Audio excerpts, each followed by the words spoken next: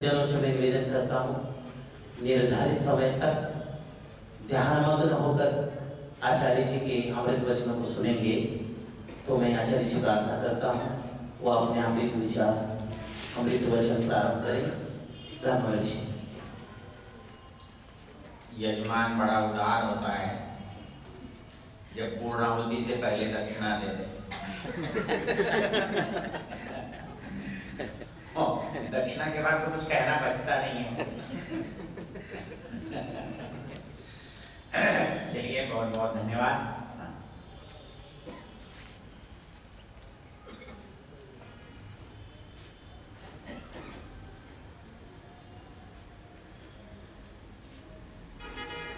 देशपांडे जी बहुत स्वाध्यायशील हैं और उनका प्रश्न आया है, उसकी चर्चा करेंगे। मैं सबसे प्रथम तो हमारे बरेली से पधारे प्रिय बंधु दोनों भाई यहाँ आए हैं और इनके भजन आपके साथ साथ मुझे भी सुनने को मिल जाते हैं और ऐसा अनेक बार होता है, उतने ही मुझे अच्छे लगते हैं। स्वभाव तो इनका अच्छा है ही, गाते भी बहुत अच्छा है। मैं भूल जाऊँगा, मेरी बेटी ने वो मांगी खाते हैं, ये दूसरी वाली है, इससे बड़ी। आदरणीय पंडित विश्वनाथ जी, क्योंकि किसी भी समाज का जो सारा दायित्व तो होता है, मंत्री प्रधान तो सांसारिक लोग रहते हैं, उनके पास कितना समय होता है नहीं होता है, लेकिन वो भरोसे चलते हैं धर्माचार्य के, पुरोहित के, और समाज की समृद्धि में, वृद्धि में, विस्तार में उनका बड़ा योगदान होता है। क्योंकि परिवार से समाज को जोड़ने की जो कड़ी है वो हमारे पुरोहित होते हैं। लोग कहते हैं कि आज समाज में कमी है, तो कमी दो तरह की है। दो तरह के व्यक्ति समाज को संगठित करते हैं। एक तो सन्यासी होते हैं जो समाज को व्यापक स्तर पर एक दूसरे से जोड़ते हैं, हमारे यहाँ उसकी कड़ी है ही नहीं। और समाज को और परिवार के बीच में जो कड़ी होती है वो पुरोहित होते हैं, और इनका स्थान जो जैसे ईसाई को कोई जोड़ता है, मुसलमान को मौलाना जोड़ता है, लेकिन हमारे यहाँ हमने उसको उतना महत्व नहीं दिया। मेरे एक साथी थे, वो एक दिन कहने लगे कि मैंने आज एक ऐसा विवाह कराया जिसमें लड़की तो ईसाई थी और लड़का हिंदू था, और उसने हिंदू बनकर के लड़के से विवाह किया। तो मैंने उस बेटी से पूछा कि तुझे हिंदू होने पर क्या अंतर अनुभव में आया, क्या अंतर लगा?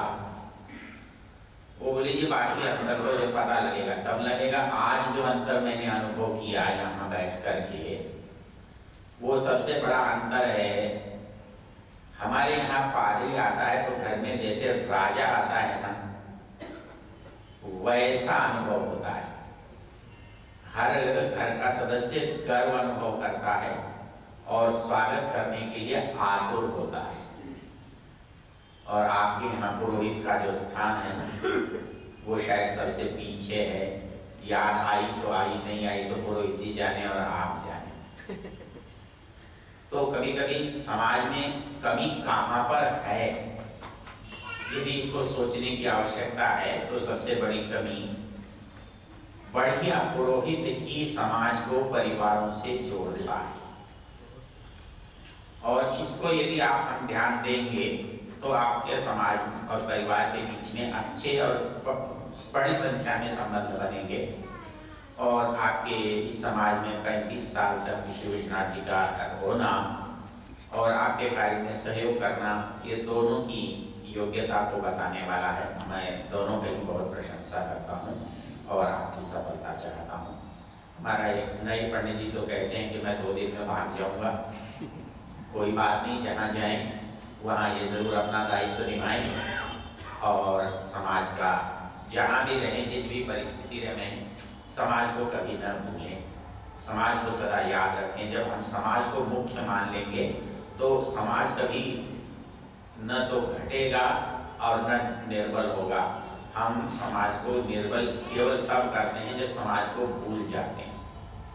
पता नहीं आपको एक बात का पता है या नहीं है, कभी ईसाई कलेक्टर किसी जिले में आता है तो सारे ईसाइयों को ये सूचना होती है कि तुम्हारा कलेक्टर आया है, तुम्हारा कोई काम हो, तुम्हारी कोई समस्या हो तो तुम विशेष रूप से संपर्क कर सकते हो। तुम्हारा चर्च तुम्हारे चिंता करता है। ईसाई को या किसी ने थप्पड़ मार दिया तो अमेरिका शोर मचाता है, और कोई हिंदू का कत्ल हो जाए तो कोई पूछने वाला नहीं होता है। क्यों? कि हम समाज को महत्व नहीं देते, इसलिए समाज में हमारा भी महत्व नहीं होता। तो समाज को जोड़ने वाले जो तत्व हैं, जो कारण हैं, वो क्योंकि हमारे यहाँ ठीक तरह से संगठित और व्यवस्थित नहीं है, इसलिए हमारी ये त्रुटि है। तो आपने फिर भी इसका लाभ उठाया है, आप धन्यवाद के पात्र। ऐसा है कि ये आज तो नहीं करूंगा इस काम को, काम तो मेरा जो पहले से चर्चा चल रही है उसको करूंगा। ये बात तो आपकी बहुत अच्छी है और विचारणीय है, और इस केवल थोड़े बहुत विचार से काम चलेगा भी नहीं। इसके तथ्य बहुत व्यापक हैं और परिस्थिति बड़ी विकट है और इसका इतिहास बड़ा गहरा है।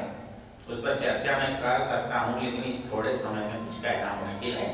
हमारे पंडित जी पर छोड़ देता हूँ। हमारे माधव देशपांडे जी ने शंका की थी, आपने कहा था कि संसार में प्रत्येक वस्तु सत्व रजतम गुणात्मक है, हमारे शरीर भी सत्व रजतम गुणात्मक हैं, इसलिए संसार के वस्तु का हमारे शरीर पर प्रभाव पड़ता ही है। क्या जड़ वस्तु का चेतन पर प्रभाव पड़ता है? पहले तो किस किस पर प्रभाव पड़ता है ये देख लो। शरीर भौतिक है या नहीं है? तो भौतिक पदार्थों का घटना बढ़ना हर भौतिक पदार्थ को प्रभावित करता है।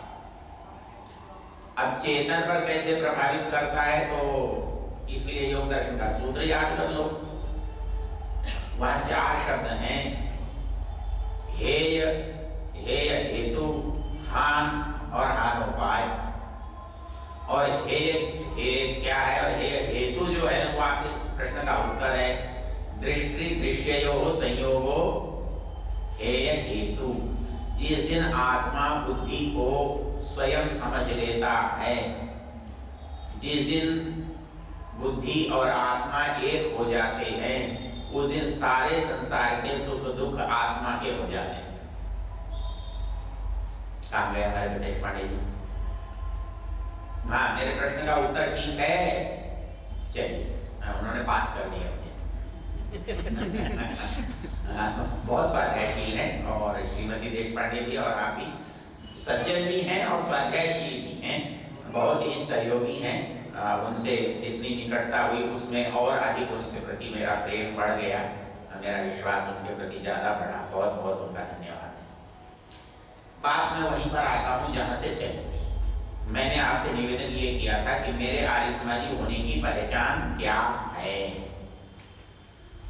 मैंने आपको बताया था मेरी बाहरी कोई पहचान नहीं है। किसी के पास दाढ़ी है, किसी के पास बाल हैं, किसी के पास क्रॉस है, किसी का कुछ है, किसी का कुछ है, लेकिन मेरे पास बाहर कोई चीज नहीं है जिससे ये पहचाना जा सके कि अमुक व्यक्ति आर्य समाजी है। फिर क्या है? विचार है, और विचार आंतरिक होते हैं। वो जब तक प्रकट में नहीं आते तब तक उनका किसी का पता नहीं लगता कि आप आर्य समाजी हैं। हाँ, भौतिक दृष्टि से आप आर्य समाजी हैं, एक इतने से कागज के कारण। जानते हैं वो कागज क्या है? जी, वो कागज क्या है जानते हैं? नहीं, चंदे की रसीद।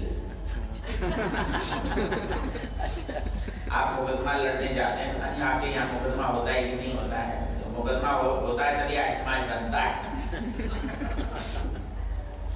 और उस मुकदमे में जब 2 पार्टी कोर्ट में जाती हैं, वो कहती है कि असली आर्य समाजी मैं हूँ, और दूसरा कहता है असली आर्य समाजी मैं हूँ, तो प्रमाण पत्र क्या पेश करता है वो? चंदे की रसीद। तो भौतिक पहचान तो आपकी चंदे की रसीद है। वो सरकार कोई भी फैसला करेगी तो उस पर करेगी कि ये मकान आपका है कि उस पार्टी का है कि इस पार्टी का है कि अधिकारी कौन ठीक है कि कौन गलत है, ये उस पर निर्भर करता है, बाकी किसी चीज पर निर्भर नहीं करता। जहां तक सैद्धांतिक प्रश्न है तो हमने निवेदन किया था कि हमारा सिद्धांत क्या है? त्रैतवाद। अर्थात दुनिया में वो किसी और का नहीं।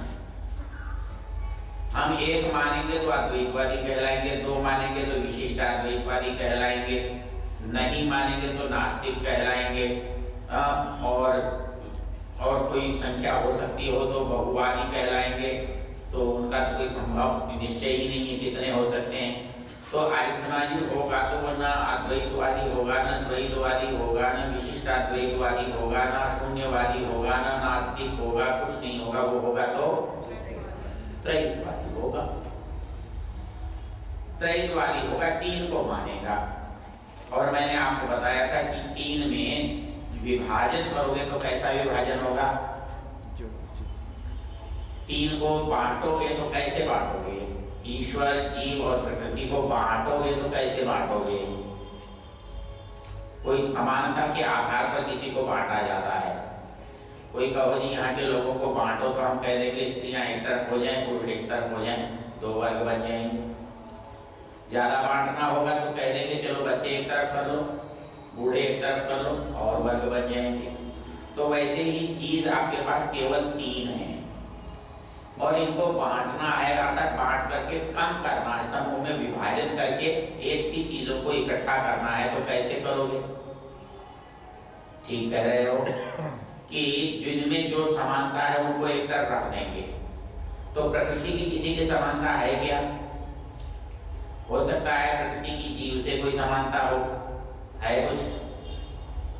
केवल एक ही सत्ता सत है, और ये सत्ता तो ईश्वर की भी है। इस मामले में तो तीनों हैं, लेकिन हमें तो विभाजन करना है।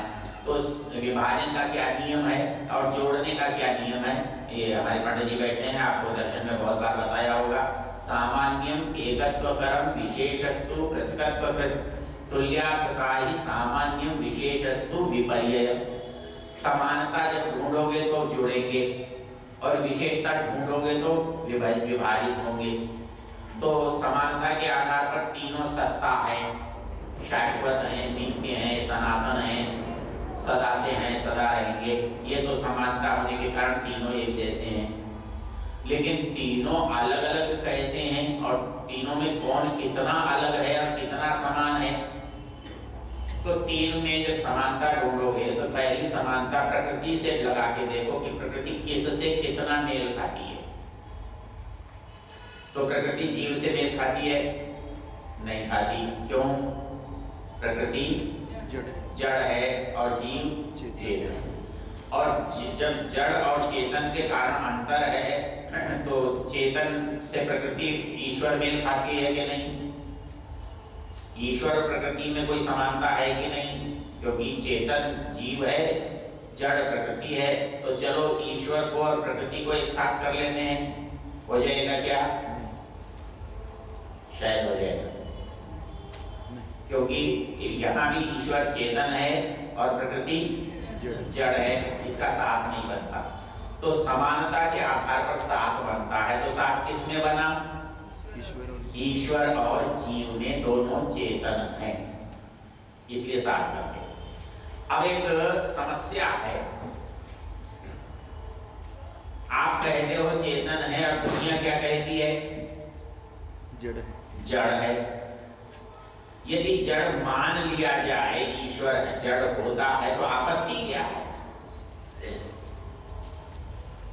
यदि ईश्वर को जड़ मान लिया जाए तो आपत्ति क्या है? कोई आपत्ति है क्या? जो 5 कर्म ईश्वर के बताए वो नहीं हो सकते। पहली चीज, ईश्वर को हम जड़ क्यों मानना चाहते हैं? इसलिए कि ताकि ईश्वर साकार बन सके। क्योंकि चेतन का तो कोई आकार होता नहीं, चाहे जीव हो चाहे ईश्वर हो। आकार किसका होता है? जड़ का है, क्योंकि जड़ प्रकृति परिवर्तनशील है, ये प्रवाह से नित्य है, स्वरूप से नित्य नहीं है।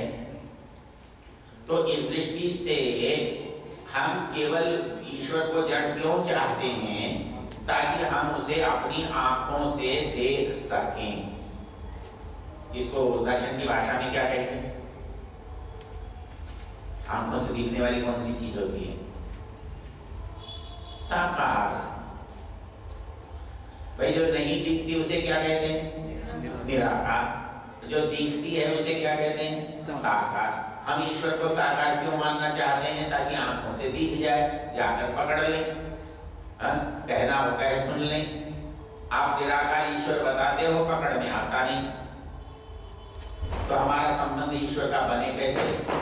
इसलिए हमें इच्छा होती है कि ईश्वर कैसा होना चाहिए? ये मान लिया जाए तो क्या नुकसान है?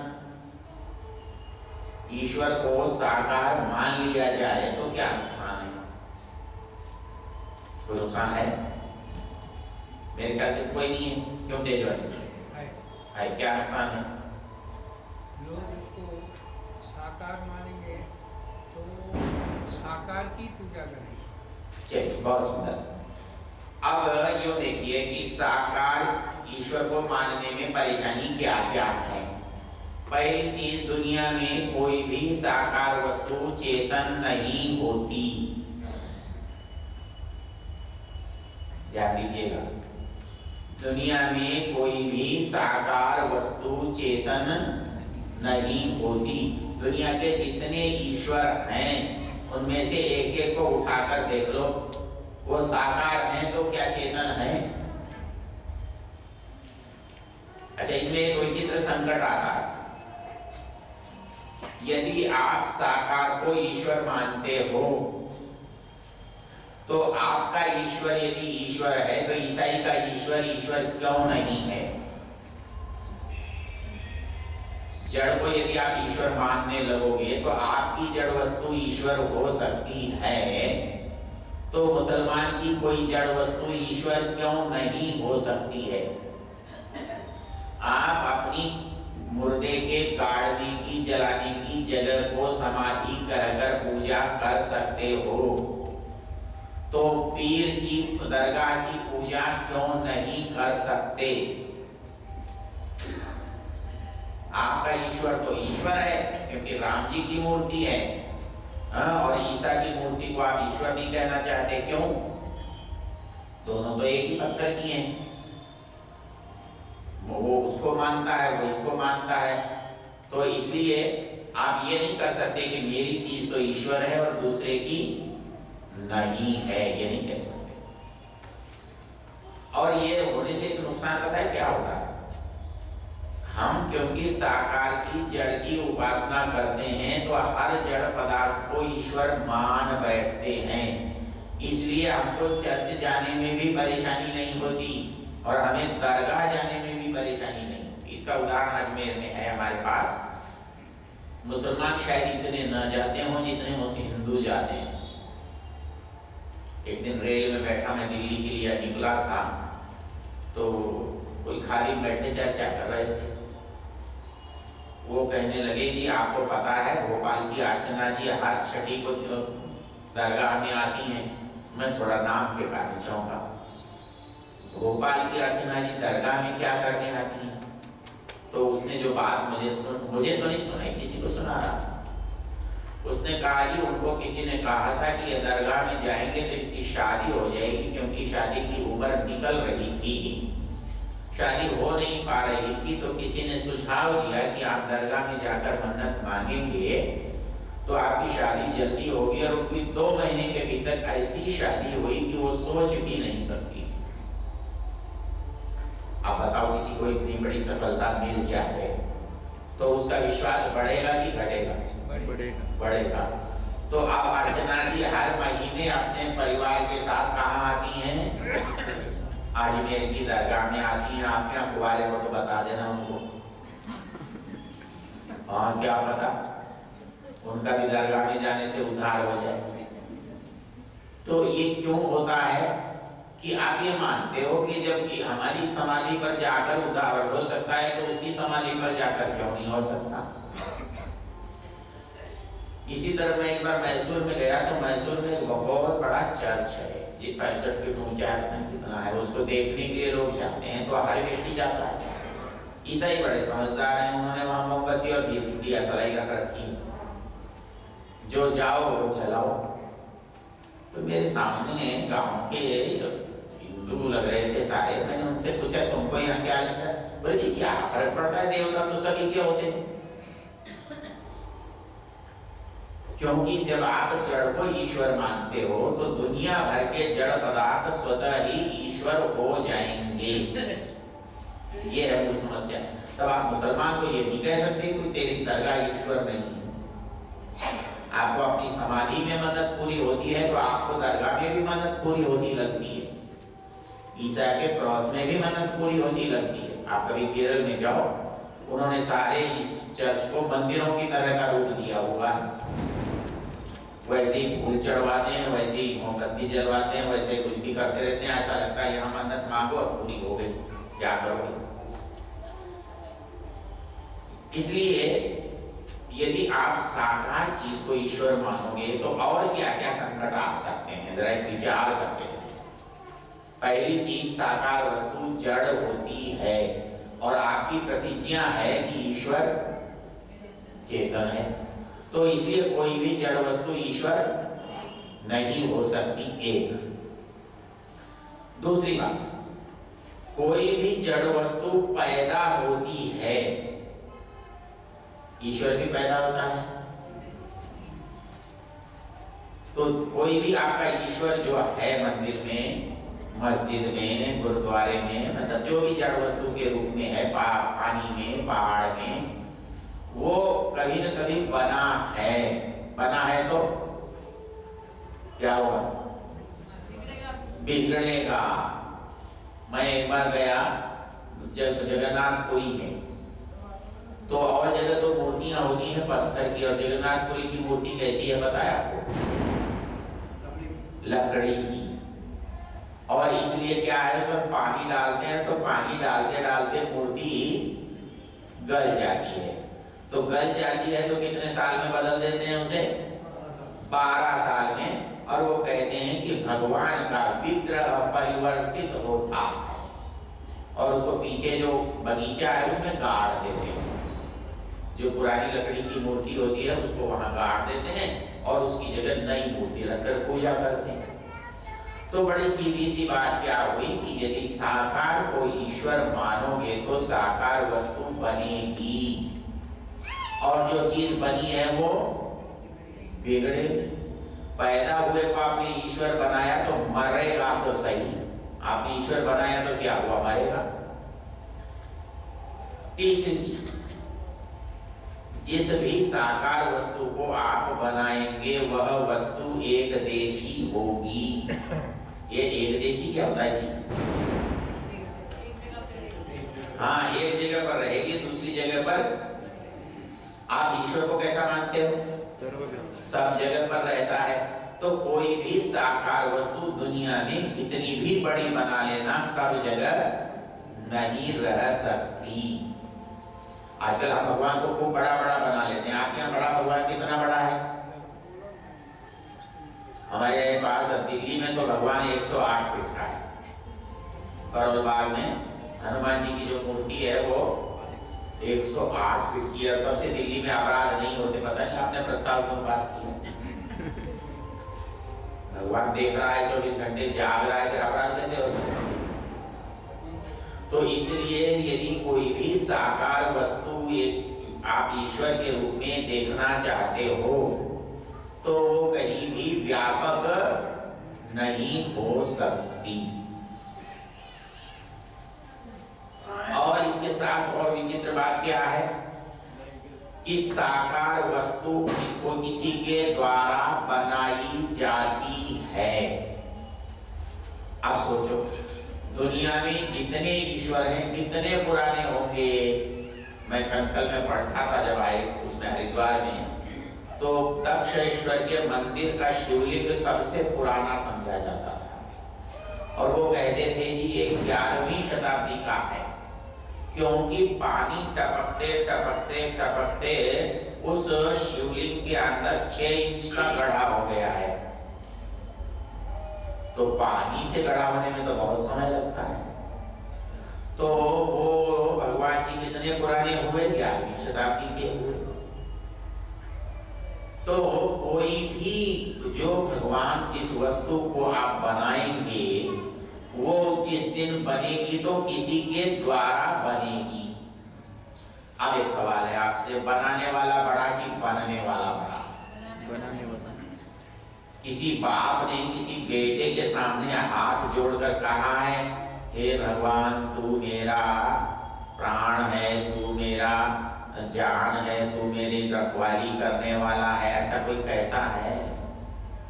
और आप मंदिर की मूर्ति को स्वयं तो बनाते हो और स्वयं ही उसके सामने हाथ जोड़कर प्रार्थना करते हो। एक दिन एक व्यक्ति स्वामी जगदीश्वरानंद जी से मिलने आए। वे मंदिर में जगदीश्वरानंद जी रहते थे।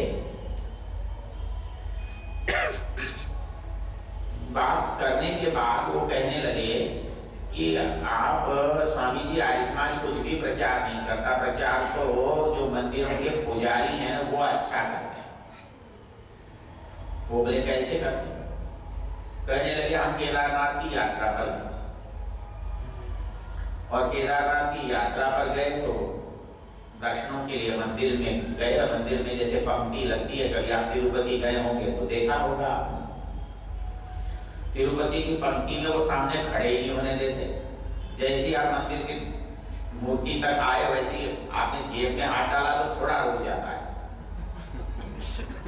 और यदि आपने जेब में हाथ नहीं डाला तो गर्दन पकड़ता है, धड़ से धक्का दे देता है, चल। क्योंकि भीड़ बहुत होती है, हजारों हजारों व्यक्ति रोज देखते हैं। कहने लगे केदारनाथ मंदिर में हम दर्शनों के लिए गए तो हम दर्शन करके जैसे ही आगे बढ़े तो हमारे पीछे राजस्थान में सब ऐसे भोले भाले लोग होते हैं।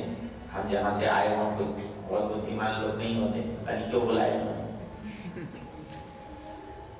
वो लाइन में पंक्ति में खड़े हुए और पुजारी से बोले, पुजारी जी बहुत मन में बड़ी इच्छा लेकर आया हूँ, आने में मुझे कई साल लग गए, साधन जुटाने पड़े, बूढ़ा आदमी हूँ, भगवान का दिल भर के दर्शन करना चाहता हूँ।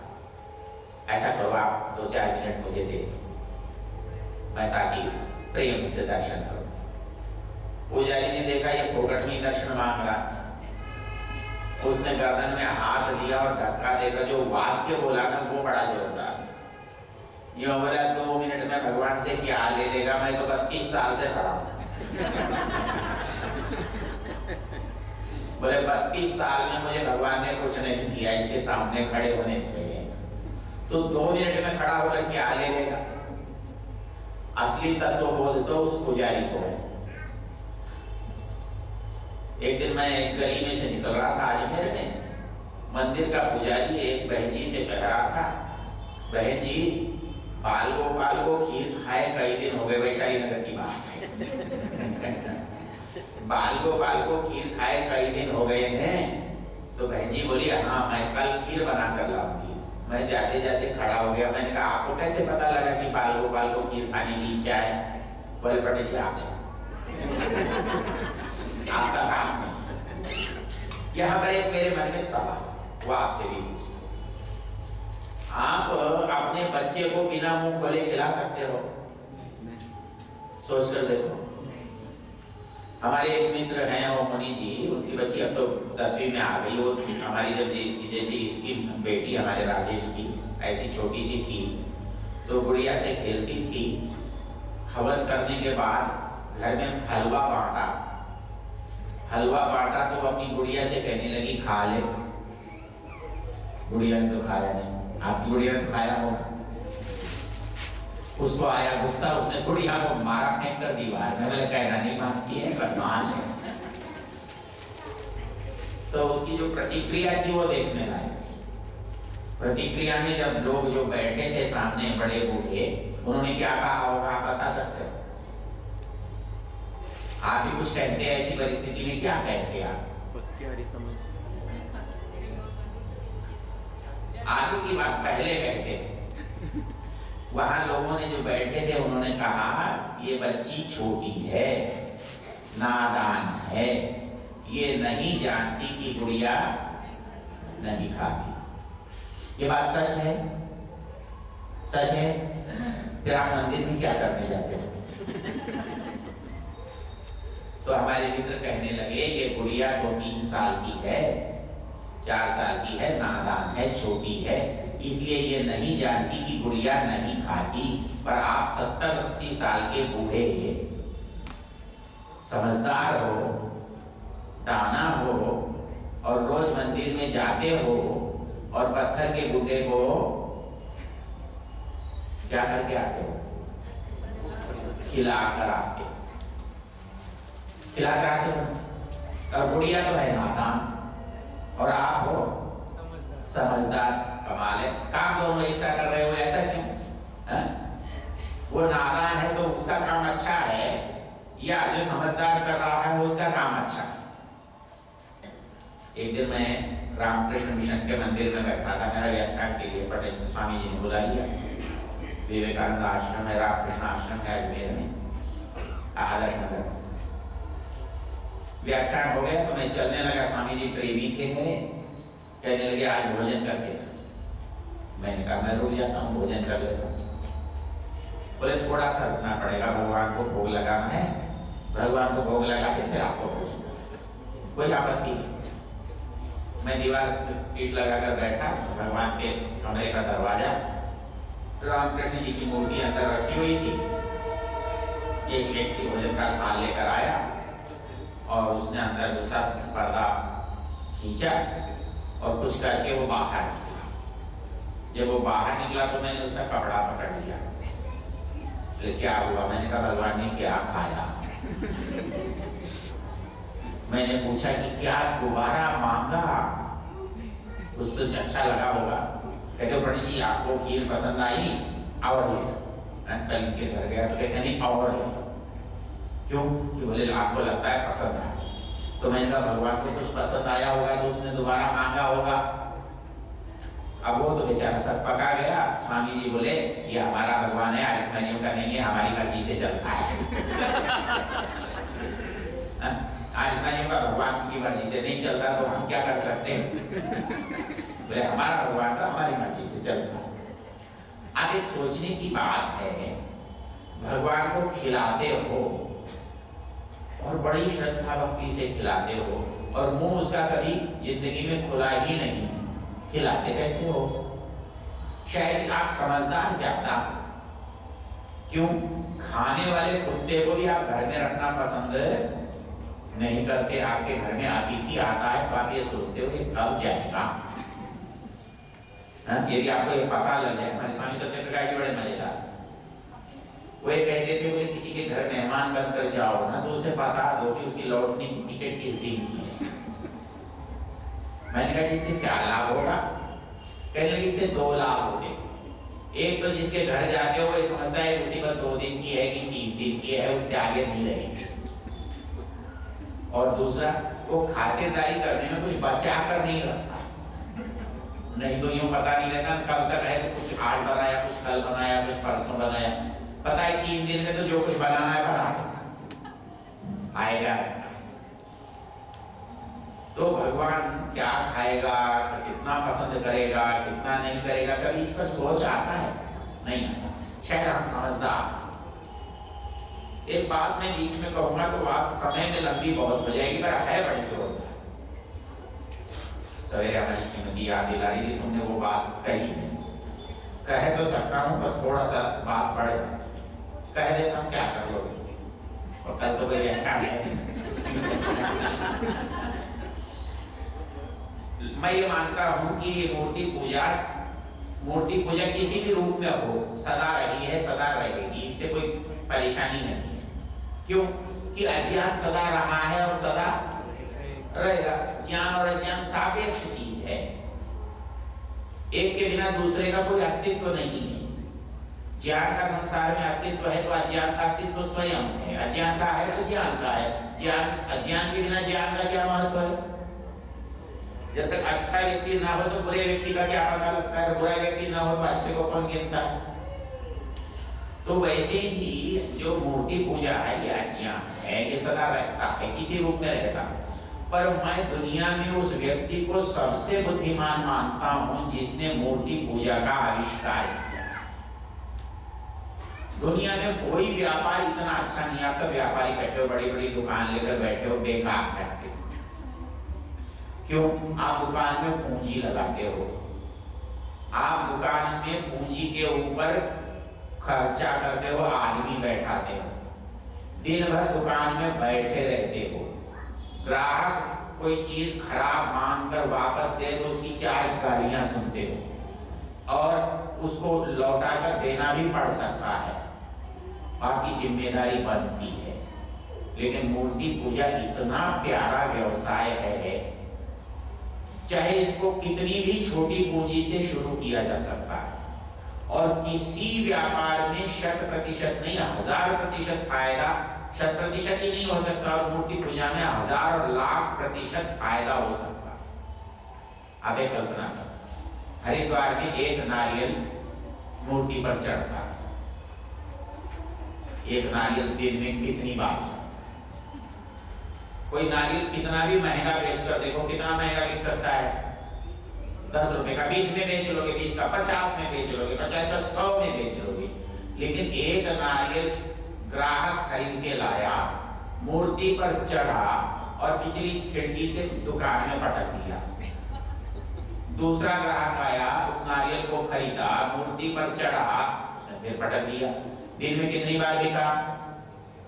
100 बार, 200 बार, 400 बार, 500। मौके की बात है। आपके यहाँ कोई धंधा है, किसी आमदनी का ये परसेंटेज बनता हो? कोई भी धंधा दुनिया का इतना सस्ता, इतना बढ़िया कि कम से कम पूंजी लगे और आमदनी 2% का तो कोई हिसाब ही नहीं है, खर्चा ही कुछ नहीं है, ऐसा कोई व्यापार हो सकता है? और वो व्यापार केवल मूर्ति पूजा है। लोग कहते हैं कि मूर्ति पूजा खत्म हो सकती है, मैंने कहा नहीं हो सकती। 2 व्यक्ति जिंदा है मूर्ति पूजा करने में, एक तो करवाने वाले को आय है और करने वाले को सहारा है। ये जो करते हैं ना, इनकी मजबूरी क्या है सही को नहीं जानते, तो गलत के सहारे जाते हैं। आदमी अधर में तो रह नहीं सकता, कहीं ना कहीं तो अटकेगा। तो जो मिला उसमें अटक गया। तो राम मिलो, हरि मिलो, मस्जिद मिलो, मंदिर मिलो, चर्च मिलो, जिसको जो चीज मिल गई वो वहां पर अटक जाता है, क्योंकि बिना सहारे नहीं रह सकता। तो उसको जब सहारा मिल गया तो उस सहारे को छोड़ना नहीं चाहता। बोलो मूर्ति पूजा चलेगी कि नहीं चलेगी? आप तो वैसे ही परेशान होते रहते हो। इससे बढ़िया धंधा ही कोई नहीं है। एक आदमी कुछ नहीं कर पाया जिंदगी में, हमारे उसके कृष्ण गोपाल भाई की गली में, और उसने पता नहीं गणेश का कौन सा दिन मनाना शुरू कर दिया, बुधवार या कौन सा। उसके यहाँ कनस्तर भर नोट आते थे हर हफ्ते, और थोड़े दिन में तो उसका काम कई मंजिल का हो गया। ऐसे भगवान को क्यों छोड़ेगा जी कोई?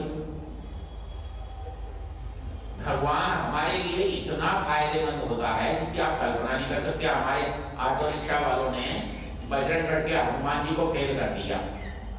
ऊपर जाते थे तो वो भला आदमी जैनी था और मंदिर हनुमान जी का चलाता था, तो उसे 2.5 लाख रुपए महीने की आमदनी थी। मैंने दिन पूछा ये जैनी का हनुमान जी से क्या रिश्ता है?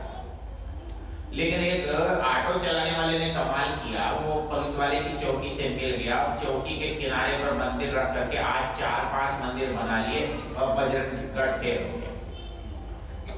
आपने देखा होगा कितना बड़ा तामझाम चलता है, रात भर खून भड़ाका मचा रहता है और लाखों रुपए की आय वहां पर यूं ही होती है। मतलब इतना आसान काम कोई क्यों छोड़ देगा?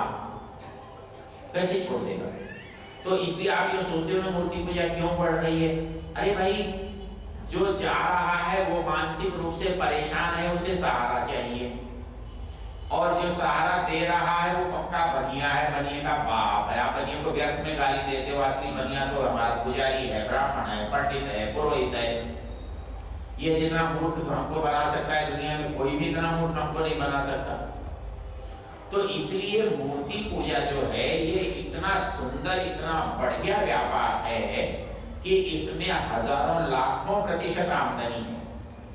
इसलिए ये चल रहा है, लोग इसे छोड़ना नहीं चाहेंगे। छोड़ोगे तो आरिस्मा जी बन सकते। आरिस्मा जी कभी कभी मुझे पता है क्या कहते हैं, जी आरिस्मा जी दान नहीं करते। मैंने कहा तुमने इनको बहका तो ये दिया कि पैसे दिया मत करो और फिर दान चाहते हो।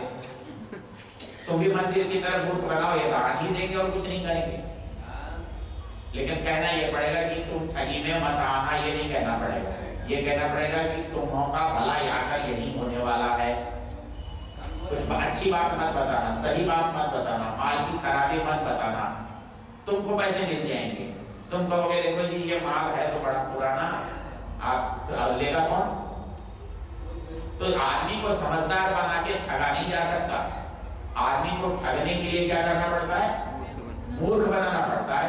तो मूर्ख मंदिर में बन सकता है, आसमान में आके मूर्ख बना तो फिर आसमान में आने का लाभ क्या हुआ? अच्छा एक और रोचक बात कि आप जब मंदिर में जाते हो तो मैं एक बात पूछता हूँ कि वो भगवान जब बनता है तो उसमें कहते हो कि प्राण प्रतिष्ठा होती है। वो मेरे पंडित जी आप जानते ही नहीं है, भगवान की मूर्ति की पूजा तब की जाती है जब उसमें और प्राण प्रतिष्ठा से प्राण आते हैं। चलो नाम लेते हैं। इस्लाम के युग में इस देश की कोई भी मूर्ति ऐसी नहीं है जो खंडित न हुई हो।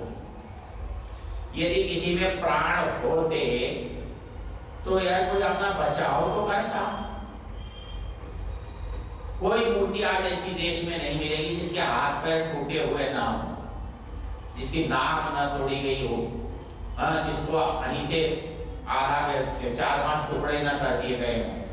यदि ये सचमुच में इनमें कोई ताकत होती तो दुश्मन से तो अपने को बचाते, बाकी तो कुछ ठीक है, हमें कुछ देते या न देते कोई बात नहीं थी।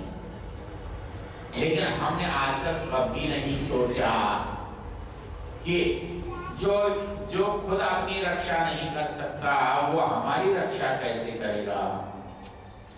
तो इसलिए मैं अच्छा एक और सवाल पूछता हूँ, बात बड़ी रोचक है।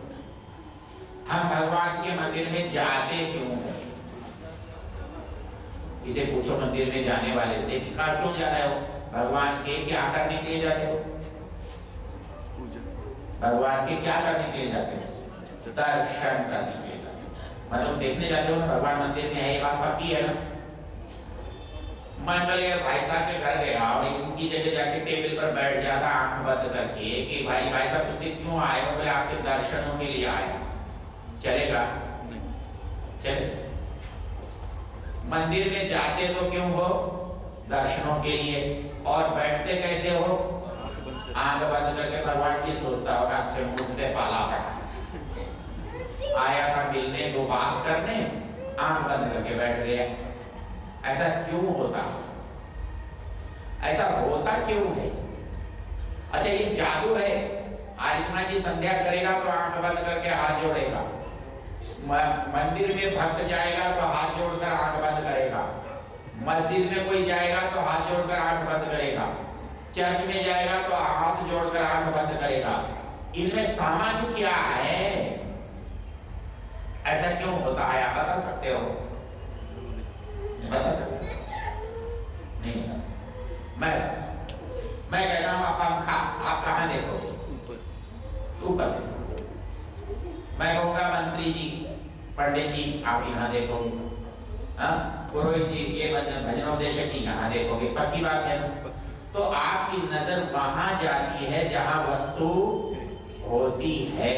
तो जैसे ही आप भगवान का नाम लेते हो आपकी आंखें बंद हो जाती है, क्योंकि भगवान कहाँ है?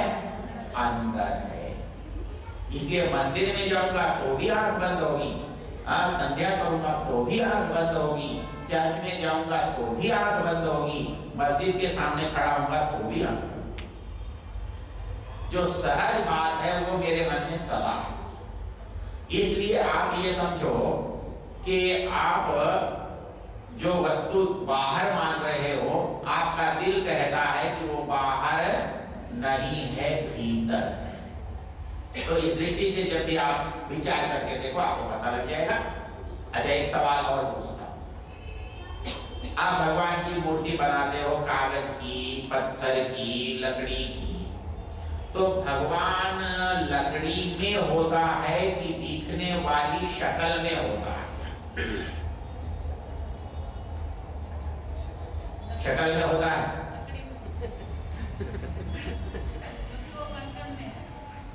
सवाल वो है ही, सवाल यहाँ हम एक वो बनकर बात कर रहे हैं जो साकार को ईश्वर मानता है।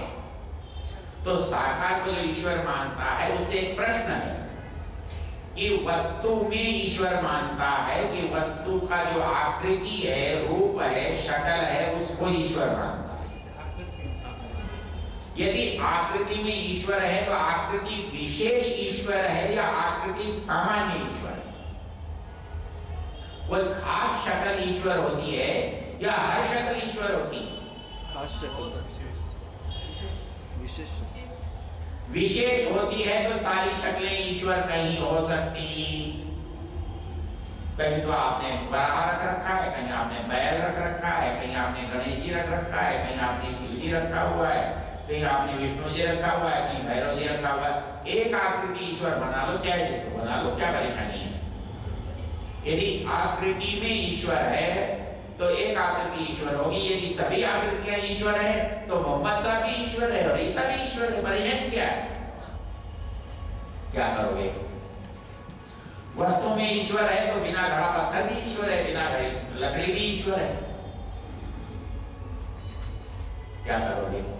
क्या जवाब दोगे? क्योंकि सोचने की जरूरत नहीं पड़ती, इसलिए मानने से काम चलता है। जो बात मैंने आपसे कही, चलिए ये सब बात छोड़ दो। प्राण प्रतिष्ठा से प्राण आते हैं क्या? क्यों भाई? देखो, आते हैं प्राण, यह आगच्छन्तु स्वाहा, ऐसा मंत्र पढ़ के पुरोहित जी ने उस मूर्ति में प्राण प्रतिष्ठा की। और जब प्राण प्रतिष्ठा हो गई तो हमने मान लिया कि ये मूर्ति जिंदा हो गई और अब उससे हम बात भी कर सकते हैं, उससे मांग भी सकते हैं, उसको खिला भी सकते हैं। तो यहाँ एक प्रश्न है बड़ा सीधा सा, यदि प्राण प्रतिष्ठा से प्राण प्रतिष्ठित हो सकते हैं तो मेरे पिता मर गए, क्या उनमें प्राण प्रतिष्ठा हो सकती है? जबकि उनमें प्राण थे, उनमें प्राण थे, उनमें मेरे मंत्र प्राण प्रतिष्ठा कर सकते हैं क्या? तो पत्थर में प्राण प्रतिष्ठा कैसे हो सकती है? कोई ये बता दे। ये मूल प्रश्न है। तो इसलिए प्राण प्रतिष्ठा से काम चलता है ऐसा नहीं है, वो मान लिया है आपने इसलिए। और जब आप किसी चीज को मान लेते हो ना तो वो सचमुच आपके लिए ईश्वर बन जाती है। आप उसमें ईश्वरत्व का आरोप कर देते हो और जब किसी को ईश्वर मान लेते हो तो आपका व्यवहार भक्त का हो जाता है। आप उसके सामने हाथ भी जोड़ोगे, उपासना भी करोगे, नैवेद्य भी खिलाओगे।